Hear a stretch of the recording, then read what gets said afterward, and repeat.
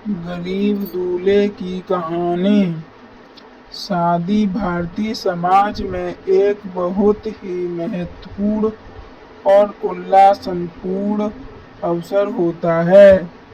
हर किसी का सपना होता है कि उसकी शादी धूमधाम से हो और बारात में हर प्रकार की रौनक हो। लेकिन जब किसी गरीब लड़के की शादी होती है तो परिस्थितियाँ कुछ अलग होती हैं।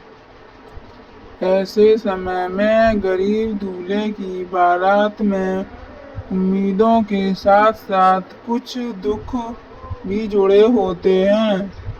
यह कहानी उसी दूल्हे की है जो गरीब होने के बावजूद अपनी शादी को खास बनाने के लिए हर संभव कोशिश करता है। यह कहानी एक छोटे से गांव के एक गरीब लड़के रमेश की है। रमेश एक साधारण किसान का बेटा था जो जीवन में कठिनाइयों का सामना करता आया था। उसके माता पिता का नाम रामू था और वे अपने छोटे से खेत में काम करते थे जिससे मुश्किल से घर का खर्चा चलता था। लेकिन रमेश का सपना था कि वह किसी दिन अच्छे से शादी करेगा और अपनी बारात को अच्छे से सजाएगा। जैसे कि उसकी आंखों में बड़े शहरों की शाही बारातों की छवि होती थी। रमेश की शादी की बात उसके माता पिता के लिए बड़ी चुनौती बन गई थी। घर में पैसे की कमी थी और वे चाहते थे कि से कम रमेश की शादी में कुछ खुशी और सम्मान का अनुभव हो। रमेश की मंगेतर शारदा एक सीधी सादे गांव की लड़की थी जिसे सादगी में आनंद मिलता था।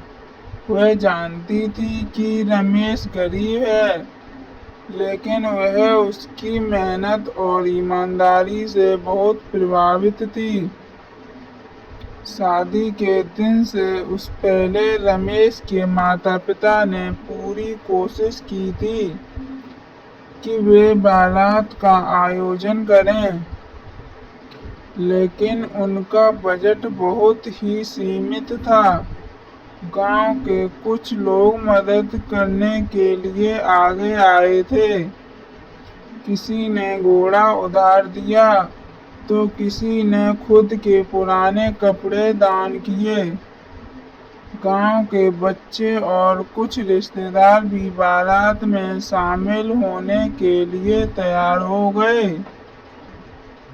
लेकिन जो सबसे बड़ी समस्या थी वह थी दूल्हे के लिए एक अच्छे कपड़े का इंतजाम करना। रमेश के पास शादी के दिन पहनने के लिए अच्छे कपड़े नहीं थे, लेकिन उसकी माँ ने अपनी शादी के समय के पुराने कपड़े निकाले और उन्हें धोकर रंगीन बनाया। रमेश ने उन कपड़ों को पहनकर अपनी शादी में जाने का निर्णय लिया। शादी के दिन जब रमेश अपनी बारात लेकर शारदा के घर पहुंचा तो वह सादगी से भरी हुई थी, लेकिन उसकी आंखों में खुशी और आत्मविश्वास का चमक था। बारात में शामिल होने वाले लोग भी बड़ी उम्मीदों और प्रेम के साथ आए थे, लेकिन वे जानते थे कि यह बारात साधारण होगी। गांव के लोग साथ आकर गाने और नाचने लगे और थोड़ी देर में एक सुखद माहौल बन गया। लोग हंसी मजाक करते हुए अपनी परिस्थितियों को भूलकर खुश थे। रमेश का दिल खुशी से झूम रहा था, लेकिन साथ ही उसे यह भी महसूस हो रहा था कि उसकी बारात वैसी नहीं थी जैसी उसने कभी ख्वाब में देखी थी। उसके मन में बार बार यह सवाल उठता था कि क्या उसकी बारात की कमियां शारदा को निराश करेंगी, लेकिन शारदा ने उसे कभी भी ऐसी कोई भावना नहीं जताई। वह तो अपनी सादगी और सच्चाई में विश्वास रखती थी, जो और जानती थी कि जिनके दिल सच्चे होते हैं उनकी शादी हमेशा विशेष होती है। शारदा के घर पहुंचने पर रमेश और शारदा का मिलन एक सच्चे और पवित्र रिश्ते का प्रतीक बन गया। बारात के सभी लोग बहुत खुश थे और शारदा की मां ने भी बारातियों का स्वागत बड़े प्यार से किया।